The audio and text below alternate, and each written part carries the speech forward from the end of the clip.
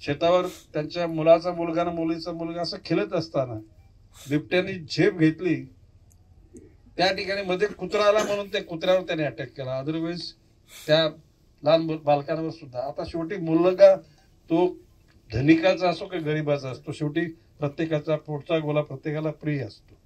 या घटनाबद्दल या बॉम्बे कुटुंबामध्ये जे दुःख झाले त्या दुःखामध्ये सहभागी होण्याकरता मी आलोय. त्यांचं दुःख मंत्री म्हणून आलेलो नाही, एक माणूस म्हणून मी आलेलो आहे.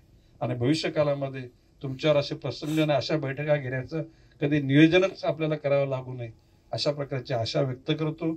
आणि आपण सगळ्यांनी वन खात्याला या बिबट्यांचा बंदोबस्त करण्याकरता सहकार्य करावं. आणि तो